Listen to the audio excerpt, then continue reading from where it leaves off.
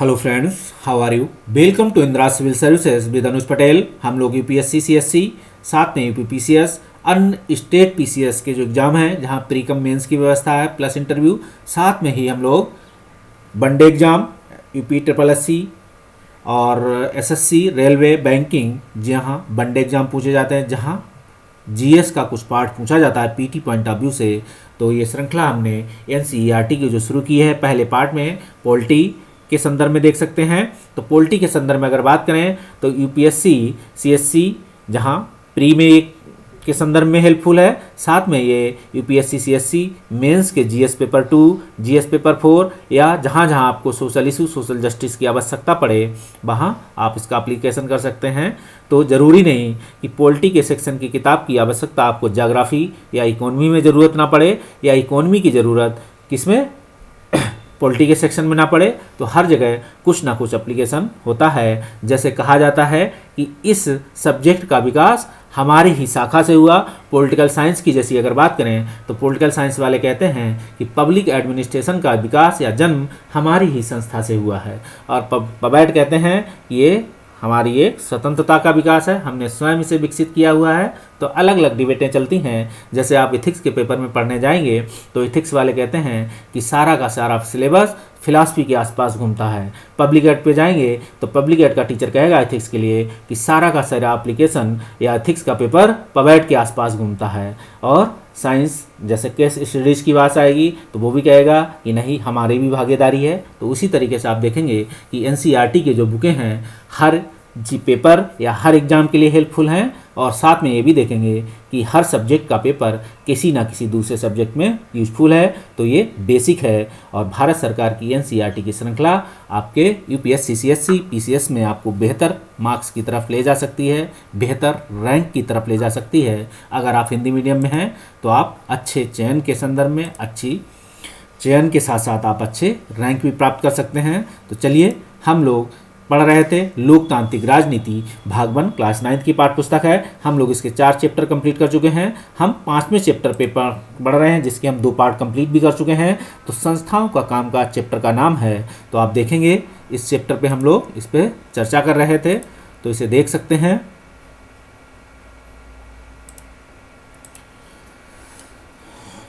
तो ये Indira civil services के तहत है और चैप्टर 5 है संस्थाओं का कामकाज। तो देखेंगे इंदिरा सिविल सर्विसेज के तहत ये हम लोग पढ़ रहे हैं, लिख रहे हैं। हमारे चैनल को क्या करेंगे, लाइक करें, सब्सक्राइब करें, साथ में अपने व्यूज़ दें और कमेंट करें और सजेशंस भी दें। तो Indira civil services by Anuj Patel sir, इस चैनल को उनके चैनल को लाइक और सब्सक्राइब दें।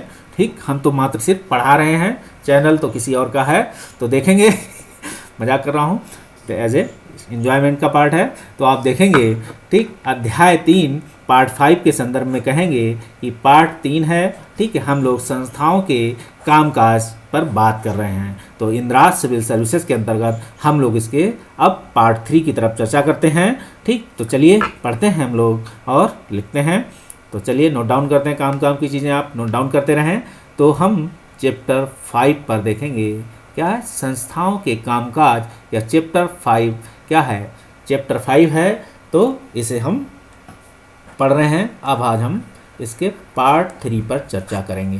तो देख सकते हैं पार्ट 3 पर क्या क्या पढ़ना है। आपको बता दें ये भारत के उद्देश्य का है, हम लोग इसे बहुत बाखूबी से जानते हैं। आपको इतने वीडियो में बता चुके हैं। अगर पिछले वीडियो को आपने ठीक से पढ़ा होगा, समझा होगा, तो क्या होगा, भारत का संविधान की उद्देशिका के संदर्भ में हम कहेंगे हम भारत के लोग भारत को एक संपूर्ण प्रभुत्व संपन्न समाजवादी पंथनिरपेक्ष और लोकतांत्रिक गणराज्य बनाने के लिए तथा उसके समस्त नागरिकों को सामाजिक आर्थिक राजनीतिक न्याय, विचार अभिव्यक्ति विश्वास धर्म और उपासना की स्वतंत्रता, प्रतिष्ठा और अवसर की समता प्राप्त करने के लिए तथा उन सब में व्यक्ति की गरिमा और राष्ट्र की एकता और अखंडता सुनिश्चित करने वाली बंधुता बढ़ाने के लिए दृढ़ संकल्प होकर अपनी इस संविधान सभा में आज तारीख 26 नवंबर 1949 ईस्वी को एतत् द्वारा इस संविधान को अंगीकृत, अधिनियमित और आत्मर्पित करते हैं। तो हम देख सकते हैं इस संविधान में जो वर्ड हैं, अगर कभी पूछ दिया जाए कि संविधान की उद्देशिका में कितने वर्ड हैं, तो आप पूरे वर्ड को पढ़ लें, लिख लें, समझ लें। कभी हो सकता पूछा जाए, गिने तो हमने भी नहीं, आप कहेंगे तो हम बता सकते हैं कि कितने वर्ड हैं। तो आपको दिखाते हैं कि इसमें टोटल कितने वर्ड हैं, तो इसकी भी चर्चा हम लोग कर सकते हैं। तो अब कुछ नया बताते हैं, बहुत बार इसको देख चुके, पढ़ चुके हैं। तो इसमें टोटल कितने वर्ड हैं आप देख सकते हैं। टोटल आप देखेंगे इसमें, हाँ, तो हम बात करेंगे। पहले इसमें देख सकते हैं, पहले इसमें 81 वर्ड थे, ठीक है, लेकिन इसमें 5 वर्ड और जोड़ दिए गए हैं, कह सकते हैं। अभी टोटल इसमें 85 वर्ड माने जाते हैं। अगर देख दिया जाए 85 या 86, कभी आपको ऑप्शन ऐसा पूछ दिया जाए कि संविधान की उद्देशिका में कितने शब्द हैं, क्योंकि 1976 में इंदिरा गांधी ने क्या किया था, 942 अमेंडमेंट के तहत प्रभुत्व, ठीक है, समाजवादी, पंथनिरपेक्ष, ये वर्ड, और अखंडता, अगर आप इनको देखेंगे, और अखंडता, क्योंकि एकता, राष्ट्र की एकता पहले था, और अखंडता वर्ड को एक मान लिया जाए तो ये टोटल, नहीं तो 85 या 86 वर्ड आप इसे मानेंगे, ठीक है। इस चीज़ को याद रखें। अगर और अखंडता एक साथ जोड़ेंगे तो 85 रहेंगे, और इसके साथ जोड़ेंगे क्योंकि 81 वर्ड पहले थे, अभी इसमें टोटल 85 वर्ड या 86 वर्ड हैं, याद रखें इस चीज़ को। आगे हम बात करेंगे इस संदर्भ में, तो देख सकते हैं कि बाकी तो आपको पता है, आप संविधान विशेषज्ञ हैं, तो हम देखेंगे, हम मान के चल रहे हैं आप संविधान आपको आता है, क्योंकि आप एनसीईआरटी पढ़ रहे हैं, समझ रहे हैं। तो चैप्टर 5 में पार्ट 3 है, ये गलती से आ गया शायद, आप आगे देख सकते हैं। हम इसकी चर्चा करें तो हम जो भी पढ़ लिख रहे हैं, नोट डाउन कर रहे हैं, इंदिरा सिविल सर्विसेज चैनल के अंतर्गत कर रहे हैं। चैनल को लाइक और सब्सक्राइब करें, कमेंट दें, ठीक है, और इसकी लोकप्रियता को बढ़ाएं। तो हम देख सकते हैं लोकसभा में एक दिन, हमने आपको बताया था अभी, संसद क्या होती है, संसद में क्या होती है, जो भी सरकार होती है संसदीय व्यवस्था के तहत, लोकसभा, ठीक, के प्रति या संसद दिन प्रतिदिन उत्तरदायी होती है। तो लोकसभा के एक दिन के बारे में हम चर्चा करते हैं आज, कि लोकसभा में एक दिन, क्योंकि संसदीय व्यवस्था या जो संसदीय व्यवस्था में या अपने लोकतंत्र में क्या है, जो है सरकार दिन प्रतिदिन उत्तरदायी होती है। तो 14वीं लोकसभा का हम एग्जाम्पल लेंगे, बताएंगे, ठीक है, कि कार्यकाल में 7 दिसंबर 2004 को एक सामान्य दिन था, ठीक है। आइए इस सामान्य दिन पे क्या बात होगी, गौर करें कि सदन में इस दिन क्या हुआ था, ठीक है, कैसे कैसे सरकार काम करती है सदन में बैठ के, ये एक दिन के संदर्भ में आपको चर्चा बताते हैं। इस दिन की कार्रवाई में आप देखेंगे अधिकतर आधार पर संसद की भूमिका और कार्य अधिकारों पर पहचान करें, ठीक है। इनकी कार्रवाई कैसे होती है एक दिन में, इनके आधार देखें, इनके अधिकारों को देखें और इन्हें पहचान करें। आप देख सकते हैं कि कार्रवाई के अपने के संदर्भ में, तो आप देख सकते हैं कि दिन के 11 बजे का समय है, आपको घड़ी के हिसाब से बताते हैं, ठीक है, दिन का 11 बजे हैं। आप देखेंगे इस समय, आप समझ लीजिए कि दिन के 11 मतलब बिग बॉस देख रहे हैं, तो दिन के 11 बजे हैं। विभिन्न मंत्रियों और सदस्यों द्वारा पूछे गए करीब 2 से 50 प्रश्नों के लिए लिखित जवाब दिए, ठीक है। 11 बजते हैं तो मंत्रियों ने सदस्यों द्वारा पूछे गए लगभग 250 प्रश्न थे, जिन पे मंत्रियों ने जवाब दिए, और ये सदस्य पक्ष प्रतिपक्ष और हर सदन, मतलब हर व्यक्ति, कोई अगर राज्यसभा का सदस्य कोई सदन क्वेश्चन पूछना चाहता है तो लोकसभा के हाउस ऑफ सदन में आएगा और उससे लोकसभा के जो मंत्री है उससे पूछ सकता है, अगर वहाँ कार्रवाई चल रही है। तो आप देखेंगे इस दिन के प्रश्नों में आप शामिल थे। आप देखेंगे कश्मीर की आतंकवादी समूह से बातचीत के बारे में सरकार की नीति क्या है, ऐसा एक संसद सदस्य ने सरकार के मंत्री से, मतलब किससे पूछा होगा क्वेश्चन, सरकार के किसी मंत्री से पूछा होगा, मतलब गृह विभाग के संदर्भ में पूछा होगा या डिफेंस मंत्रालय से ये क्वेश्चन पूछा होगा। हम बात करेंगे पुलिस और आम लोगों द्वारा क्या होगा, अनुसूचित जनजातियों के लिए, क्योंकि क्या होगा, खिलाफ किए गए अत्याचारों के आंकड़े बताएं। देखिए ये सीधा क्वेश्चन जाएगा, लॉ एंड ऑर्डर का है तो सीधे होम मिनिस्ट्री क्वेश्चन पूछा होगा, होम मिनिस्ट्री के सवाल से। वैसे मंत्री मान के चलें, जिस मंत्री के विभाग के अंतर्गत ये सवाल आया होगा उसने इस पर उत्तर दिया होगा। और आगे बात करें, बड़ी कंपनियों द्वारा दवाएं अत्यधिक महंगी किए जाने के बारे में सरकार क्या कर रही है। मतलब आप देखेंगे ये जो सवाल है तो ये जिस मंत्रालय के इस विभाग का क्वेश्चन होगा तो आप अंदाज़ा लगा सकते हैं कि कंपनी का नाम है, दवाओं का नाम है, तो किधर जा सकता है। आगे हम बात करेंगे। अब दिन के 12 बजे का समय आता है तो देखिए हर घंटे की कार्रवाई का अलग अलग समय भी है। लोकसभा के नियमों के आधार पर घंटे के हिसाब से आप दिन के 12 बजे के समय, दिन के 1 बजे के समय क्या चर्चा होगी, ये लोकसभा सचिवालय के नियम के आधार पर क्या है, लोकसभा अध्यक्ष ने नियम बना रखे हैं तो उसी नियमों के आधार पर चर्चा होती है। तो 12 बजे का समय देखेंगे ढेर सारे सरकारी दस्तावेज पर चर्चा के लिए पेश किए गए हैं। इन दस्तावेजों में शामिल हैं, देखेंगे 12 बजे सरकारी दस्तावेज आए तो उन सरकारी दस्तावेजों के लिए क्या हुआ, चर्चा के लिए रखे गए थे 12 बजे का समय। तो भारत तिब्बत सीमा पुलिस बल की नियुक्ति के नियमन पर सवाल चर्चा हुई संसद में।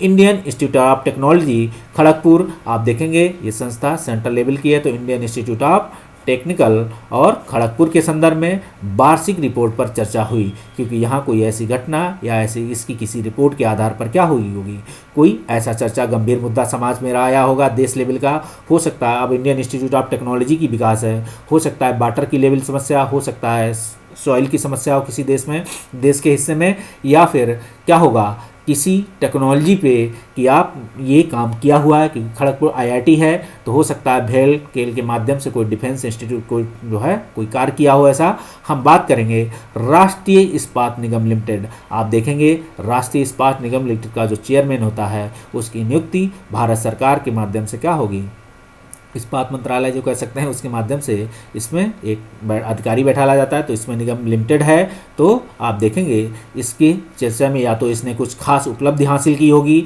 या कुछ खास हरासमेंट किया होगा या कुछ गड़बड़ी हुई होगी, इस पर चर्चा हुई। तो दिन के 12 बजे के समय में आप देखेंगे विशाखापट्टनम की रिपोर्ट और लेखा जोखा। तो विशाखापट्टनम पोर्ट भी है, शहर भी है और किसी राज्य के किसी हिस्से का मुख्य शहर है तो विशाखापट्टनम बाईजेक को कह सकते हैं। तो विशाखापट्टनम की रिपोर्ट और लेखा जोखा आप देखेंगे जो आपको दिया है कि यहाँ कोई ऐसी घटना हो सकता हुई हो।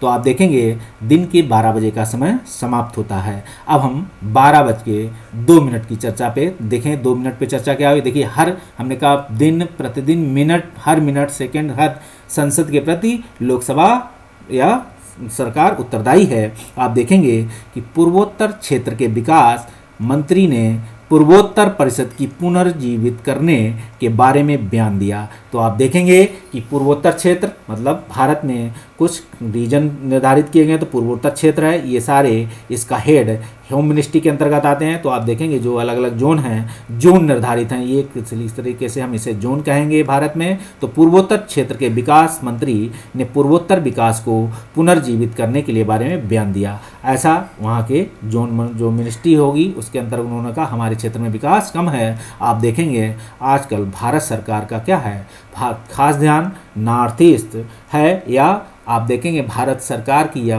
भारत की प्रेजेंट टाइम नीति जो है पूर्व की ओर देखो आई थी किसके यूपीए गवर्नमेंट में, पुनः पूर्व की ओर देखो जो है एनडीए गवर्नमेंट की ये क्या है पॉलिसी है, विदेश नीति की हिस्सा है। इसी तरीके से आप देखेंगे खासकर प्रेजेंट टाइम में जो सरकार है उसका प्रतिनिधित्व नॉर्थ ईस्ट एरिया में है भी कम। दूसरी हम बात की चर्चा करें कि क्या कि पूर्वोत्तर क्षेत्र के लोगों का विकास अभी नहीं हो पाया है। पूर्वोत्तर क्षेत्र के लोग अभी भी भारत के अपने आप को भारत का हिस्सा बनाने में या भारत का लोग कहने में हिचकिचाते हैं। आप देखेंगे जब भी नॉर्थ इंडिया के लोगों के साथ उनकी छुटपुट हिंसाएं होती रहती हैं, उन्हें कुछ खास नामों से लोग बुलाते हैं, इसलिए उन्हें क्या होती है किसी धर्म किसी खास एरिया से चिन्हित करके उनके साथ क्या होता है, आप देखेंगे कानूनों का उल्लंघन करके उनके साथ बदतमीजी या उल्लंघन होता है। तो इस पर खासकर कई बार भारत सरकार भी एक्शन ले चुकी है, स्टेट गवर्नमेंट भी एक्शन ले चुकी है। तो इस पर आप बचें और भारत के हिस्से में तहत उनको भी भारत का नागरिक होने के नाते भारत देश को समझा जाए। सिर्फ वोट लेने या उनका अधिकार लेने के संदर्भ नहीं, वहाँ के रिसोर्सेस हमारे हैं, बाकी वो लोग हमारे नहीं, इस पॉलिसी को आप छोड़ दें। आगे हम बात करेंगे तो रेल राज्य मंत्री ने एक वक्तव्य देकर बताया कि स्वीकृति रेल बजट के अतिरिक्त रेलवे को अनुदान की ज़रूरत है। मतलब आपने कहा कि जब बजट आवंटित हुआ था तो आप देखेंगे रेलवे का पहले अलग से बजट आवंटित होता था, अब नहीं हो रहा है। तो आप देखेंगे रेलवे के बजट के संदर्भ में आप देखेंगे बजट जो अनुदान हुआ दिया गया था वो अनुदान कम पड़ गया, तो खास अनुदान की आवश्यकता हुई। तो बीच में चर्चा के विषय के संदर्भ में रेलवे विभाग के मंत्रालय ने अपनी मांग रखी। उस मंत्री ने सरकार का मंत्री होते हुए सरकार से मांग रखी, क्योंकि ये संसदीय प्रक्रिया में सरकार का हिस्सा है। संसद में बैठकर बिना उसकी बिना जानकारी दिए आप कोई अनुदान पास नहीं, ग्रांट पास नहीं कर सकते हैं, याद रखिएगा। तो संसद के पटल पर रखा ही जाएगा। आप देखेंगे अगर राष्ट्रपति आकस्मिक अगर अनुदान है कोई पास हुआ है राष्ट्रपति की सिग्नेचर से, वो भी जब सरकार या सदन बैठेगा उस समय उस अनुदान को या उस ग्रांट को संसद की पटल पर रखना अनिवार्य है, याद रखिएगा इस चीज़ को। ठीक, ऐसा क्वेश्चन पूछा जा चुका है। मानव संसाधन विकास मंत्री एचआरडी ने अल्पसंख्यक शैक्षिक संस्थान विधेयक 2004 के लिए क्या हुआ, राष्ट्रीय आयोग की घोषणा की। ऐसा उन्होंने बताया, संसद पटल पर अपने विधेयक को रखा और बताया कि हम इसके लिए एक आयोग गठित कर रहे हैं, तो इस पर चर्चा हुई होगी। उन्होंने ये स्पष्ट भी कहा कि इसके लिए उन्हें सरकार को एक अध्यादेश क्यों लाना पड़ा, क्योंकि अध्यादेश के तहत देखिए कोई विधेयक लाया जाता है, 1, 2, 3 में अध्यादेश है, राष्ट्रपति लाया गया। अब अध्यादेश के तहत बहुत सारे कानून पास हुए, लेकिन उस समय क्या थी, संसद का सदन नहीं चल रहा था। तो आप देखेंगे जैसे ही संसद का सदन चला तो उस अध्यादेश को संसद के भवन में लोकसभा राज्यसभा में रखा गया और बाकायदा उस पर चर्चा हुई और वो पास हुआ या उसमें कुछ संशोधन हुए। तो ये संसदीय प्रक्रिया के नियम हैं। आप देखेंगे फिर हम बात करेंगे। अब दिन के बजते हैं, ठीक है, दिन के 12:14 का समय होता है। तो कई सदस्यों ने कुछ मुद्दों को उठाया। आप देखेंगे कि कई सदस्यों ने क्या हुआ, कई मुद्दे उठाए, मतलब आप देखेंगे प्रतिपक्ष निर्दलीय जितने विधायक हैं, कोई सरकार का ही कोई क्या होगा सदस्य है या जनप्रतिनिधि है, वो भी सरकार से कोई सवाल पूछ सकता है। हो सकता है वो एरिया, वो मुद्दा उसके खास जहाँ से वो चुनाव लड़ा वहाँ के लोग का सरकार का ध्यान ना गया हो या वो लोग छूट गए हों, या किसी खास मुद्दे की तरफ कि सरकार का ध्यान इस पे कार्य किया, सरकार को इन लोगों को या इन समस्याओं को इसमें और शामिल करना चाहिए जिससे समाज का विकास बेहतर हो सके। ऐसा संसद भवन में बैठे हुए प्रतिनिधि, चाहे सरकार के वो प्रतिनिधि हों चाहे वो विपक्ष के वो प्रतिनिधि हों, वो सरकार से कह सकते हैं। सरकार के अगर मतलब शासन पक्ष से प्रतिनिधि है तो वो कहेगा ऐसा करिए, अगर वो कहे अगर विपक्ष का है तो आलोचना के रूप में कहेगा कि सरकार ने इन चीज़ों को ध्यान में नहीं रखा, मतलब सरकार ने लोकतंत्र का हनन किया है, लोगों को ध्यान को समस्याओं को ध्यान में नहीं रखा है, इसलिए क्या है लोग सरकार को अपना इस्तीफा दे देना चाहिए, सरकार सही तरीके से काम नहीं कर रही है। तो देखिए लोकतंत्र में आलोचना सरकार की क्यों जरूरी है, ये आपको समझ में आना चाहिए। आगे हम बात करें तहलका मामला। अब आते हैं, देखिए तहलका कांड के समय तहलका मचा था, तो तहलका मामले में कुछ नेताओं ने के खिलाफ क्या हुआ था, मामले सामने आए और आप देखेंगे दर्ज करने में केंद्रीय अन्वेषण ब्यूरो सीबीआई को आपने देखा होगा, किसी ने कहा था क्या, पिंजरा बोला था, पिंजरे का तोता बोला था। तो किसने बोला था, नाम नहीं लेना चाहेंगे हम,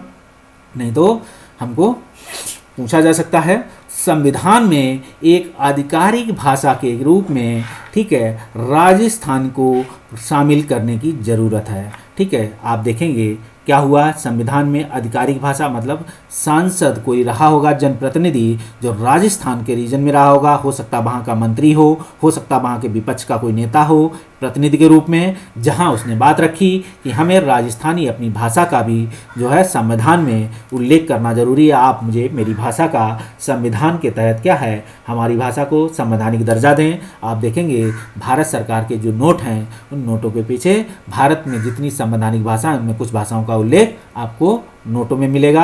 आप नए नोट देखें तो हो सकता है उसमें ना हो, लेकिन पुराने नोटों में जाएंगे तो आपको इन भाषाओं का उल्लेख मिलेगा। आंध्र प्रदेश के किसानों और कृषि मजदूरों की बीमा नीतियों की नवीनीकरण की आवश्यकता है। तो आप देखेंगे आंध्र प्रदेश के किसानों कृषि मजदूरों को हो सकता है ये उस खास आंध्रा के रीजन का कोई प्रतिनिधि हो सकता है कोई उत्तर प्रदेश का कोई जनप्रतिनिधि हो जिसने आंध्र प्रदेश के प्रतिनिधि क्या है कि समस्याओं का सवाल उठाया हो, कारण हम इसलिए बता रहे हैं कि लोकसभा का एक प्रतिनिधि, चाहे वो किसी भी एरिया का हो, किसी भी एरिया की समस्याओं को उठा सकता है, क्योंकि वो जब संसद भवन में बैठता है तो पूरे अपने देश के अपने क्षेत्र का प्रतिनिधित्व करने के साथ साथ पूरे देश का प्रतिनिधित्व कर रहा होता है। तो आप देखेंगे उन समस्याओं को उठा सकता है। आगे हम चर्चा करें तो अब बात करते हैं, दिन के समय बजते हैं 2:26। तो सरकार का समय आता है। सरकार द्वारा प्रस्तावित 2 विधेयक पर विचार करके उन्हें पारित किया गया है। ये विधेयक थे, पहला है प्रतिभूत कानून संशोधन विधेयक। आप देखेंगे प्रतिभूत ब्याज और ऋण वसूली कानून का प्रत्यावर्तन संशोधन विधेयक है। दोनों एक ही विभाग से रिलेटेड हैं। पहले इसकी ड्राफ्टिंग हुई होगी तो प्रशासकीय शासकों या शासकीय व्यवस्था के नौकरशाही ने इस विधेयक को तैयार करने में अपना सहयोग दिया होगा। आप देखेंगे जब ये ड्राफ्ट बिल तैयार हुआ तो संसद भवन में लाया गया है। जरूरी नहीं ये विधेयक किसी विभाग के उस विभाग के मंत्री द्वारा लाया जाए, हो सकता है विदाउट मंत्री पद के वो विधेयक को अनुमति मांगे कि हम ये विधेयक लाना चाहते हैं तो उस विधेयक को ला सकता है। तो आप देखेंगे फिर वो विधेयक अलग अलग है, लेकिन ये प्रतिभूत कानून से संबंधित है। कोई ऐसा कानून ला सकता है विधेयक, तो आप देखेंगे प्रतिभूति कानून संशोधन विधेयक और प्रतिभूति ब्याज और ऋण वसूली कानून प्रत्यावर्तन संशोधन विधेयक लाए गए और इन पे बाकायदा चर्चा हुई होगी। फिर इस पे क्या होगा, पारित किए गए होंगे लोकसभा के पास, फिर राज्यसभा में भी गया होगा, राष्ट्रपति के सिग्नेचर हुए होंगे। ये 2:26। तो दिन प्रतिनिधि के उत्तरदायी के तहत सरकार ये काम करती है। अब हम बचते हैं। अब देखिए कुछ समय के लिए हो सकता है ब्रेक हुआ हो, क्योंकि काम करते करते सांसद आपके थक गए होंगे आप सरकार। तो दिन के 4 बजते हैं। दिन के 4 बजने के बाद फिर से काम शुरू होगा। आखिर में सरकार की विदेश नीतियों पर चर्चा हुई और इराक स्थिति के संदर्भ में भी स्वतंत्र विदेश नीति जारी रखने की भी जरूरत पर लंबी चर्चा हुई। ठीक है, आप देखेंगे दिन के जब 4 बजते हैं तो सरकार की क्या हुई, विदेश नीति पे चर्चा करने की बात आई। तो विदेश नीति भारत सरकार, पीएमओ मिनिस्ट्री, पीएमओ और मंत्रालय, पीएमओ कार्यालय, साथ में ही विदेश मंत्रालय ने मिलकर इस पर अपने बात रखी होगी। और आप देखेंगे जो क्या नाम, विदेश नीति और इराक की स्थिति के बारे में अपनी चर्चा संविधान सभा के भवन में रखी हो लोकसभा, जहाँ जहाँ चर्चा का विषय हुआ होगा। अगर किसी ने इस खास मुद्दे पर सवाल पूछा होगा तो लोकसभा का प्रतिनिधि होगा तो वो मंत्री, राज्यसभा के प्रतिनिधि ने पूछा होगा तो राज्यसभा जाके उनका उत्तर देगा। और विधेयक विदेश नीति जारी करने की ज़रूरत पर लंबी चर्चा हुई। आप देखेंगे इस पर बाकायदा कैसे कैसे चर्चा होती है। आप देखेंगे जब भी संसद सत्र चलता है तो आप टीवी पर उस सत्रों की चर्चा देख सकते हैं और आपको समझ में आएगी। आप जब भी लोकसभा या जब भारत देश का बजट पारित हो तो उस बजट को सुनेंगे तो आपको आगे आने वाले एग्जामों में बहुत फ़ायदा होगा। तो आप देखेंगे कि दिन के अब, ठीक है, अब बज रहे हैं कितना, 7:17, मतलब अभी चर्चा चल रही है। रात हो चुकी है लेकिन देखिए इनका काम समाप्त नहीं हुआ अभी, क्योंकि संसद सत्र में चल रहा है। चर्चा समाप्त हुई, अब यहाँ पे चर्चा समाप्त हुई है, ठीक है, और सदन अगले दिन के लिए स्थगित हो गया। ऐसा उस सदन का जो अध्यक्ष होगा, ठीक है, लोकसभा का अध्यक्ष या राज्यसभा अध्यक्ष, राज्यसभा के अध्यक्ष देख सकते हैं कौन होता है, आपको पता होना चाहिए राज्यसभा का अध्यक्ष कौन होता है। आप देखेंगे। इस वीडियो को हम यहीं रोकते हैं, अगले वीडियो में मिलेंगे। तब तक के लिए bye bye, have a good day, enjoy,